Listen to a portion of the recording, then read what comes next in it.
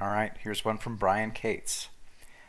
This is Burr and Feinstein right now, desperately trying to alter their fate as they realize what's coming. Bill, can you get me off the hook for old time's sake? And then, resignation.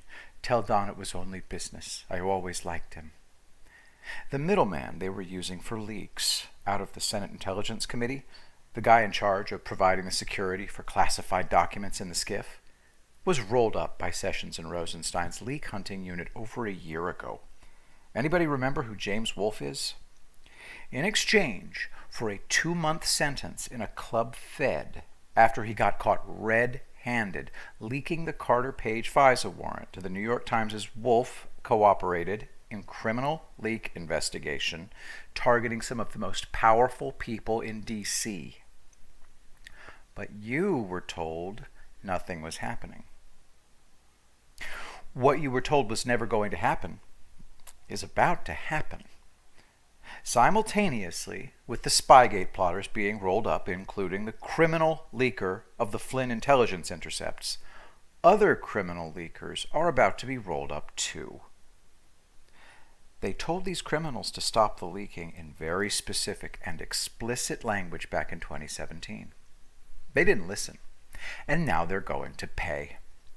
So, when these leakers are all rolled up, I'm going to point to this article from the Epoch Times, the Spygate leakers aren't whistleblowers, they're criminals, to counter the narrative that the Democrats and the DNC media, sorry for repeating myself, will launch in their defense, that the Spygate leakers are heroic whistleblowing patriots. Whoever leaked their Flynn call to Ignatius, why, they were just a hard-working, patriotic American federal official trying to save their precious republic from the evil buffoon with a weird haircut who was going to literally blow up the world. Well, excuse me. The Spygate leakers are not heroic whistleblowing patriots. They're criminals. And let's clear up something else the news media will try to downplay and spin. The statute of limitations for leaking classified information, it's 10 years. Here's a list of the statutes of limitations on all federal crimes. Leaking classified information while a federal employee has a 10-year statute of limitations. Got that? 10 years. 1, 2, 3, 4, 5, 6, 7, 8, 9, 10. So, if you did your criminal leak in 2015 and you lied about it under oath, you face charges for 2 criminal acts, not just 1. Remember everybody getting mad that Clapper beat the 5-year limit on being charged for perjury for lying to Congress under oath about the spying the federal government was doing? Because the 5-year limitation ran out on charging him for perjury? If you've got a guy on criminal leaking and you're building a very important case, rife with national security issues, how much time and resources are you going to spend trying to get him under wire on a perjury count that's about to expire anyway? The case on Clapper and Comey and McCabe on perjury is airtight. But most of their perjury was done back in 2015, 2016, 2017.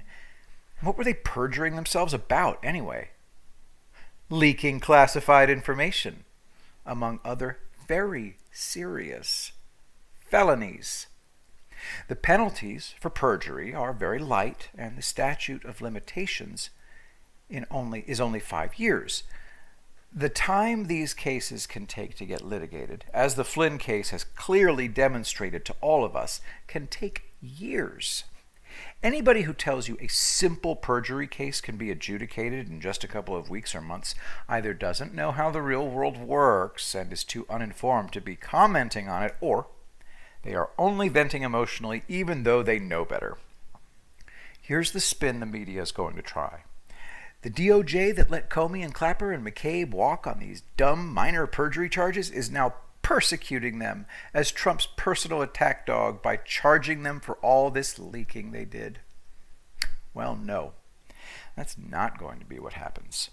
As cases were built against these Spygate plotters for the very serious crimes they committed, not the least of which was deliberately leaking classified information to hang targets on the backs of Flynn and others, the decision was made as the deadline approached to charge Clapper and Comey and McCabe with perjury for lies they told under oath to federal agents back in 2015, 2016, but to not pull the trigger just yet to merely ensure a minor perjury conviction.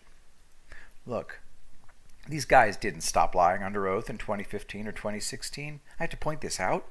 They continued lying under oath to Congress and federal investigators right on into 2017, 2018, and 2019. And remember, perjury only carries a usual term of a few months.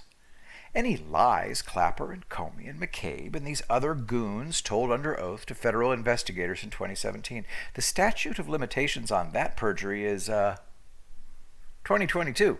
Any perjury they committed under oath in 2018, the statute runs out on charging that perjury in 2023.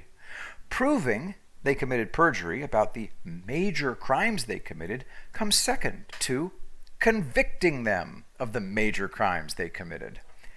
I have to explain that the really big concern of Sessions and Rosenstein, and now Barr and Durham and Jensen and everybody else involved in this from the start back in 2017, has not been nailing them on minor perjury charges, but convicting them of far more serious things. How about getting convictions for disclosing classified information, treason, sedition, overthrow of a duly elected president? You know, things that carry far more severe penalties than merely lying under oath about Hillary Clinton's freaking email server. But I'm told they should have all pulled the trigger on all of this Spygate stuff 2 years ago to make sure that they nailed Clapper for lying about data collection on all Americans, or getting Comey and McCabe for lying about leaks during the Clinton email probe. Oh my God, the statute of limitations is about to run out on the lies Comey and McCabe and Clapper told back in 2015. You have to go now. Pull the desperate Spygate trigger now, you morons. What are you waiting for? Now, now, now. Oh my God, the deadline is past, you idiots. Me? I was watching all the morons yelling exactly like this. Okay. They have plenty of time to file perjury charges on these goons when they want to. But they're not going to jeopardize nailing these bastards on the big stuff to nail them on minor perjury charges. It's all going to go down at once, not spread out over months or years apart. Perjury is the easiest thing to prove once they have all the evidence in hand and all the cases built to the point they decided to launch. Until then, no. You were never going to see them start the Spygate prosecutions with minor perjury charges. Certainly not perjury involving crap they were doing back in 2015, where the statute of limitations was about to run out anyway. No, don't thank me. This is what I do. This is what I'm here for. I'm here to help, because I'm nice like that.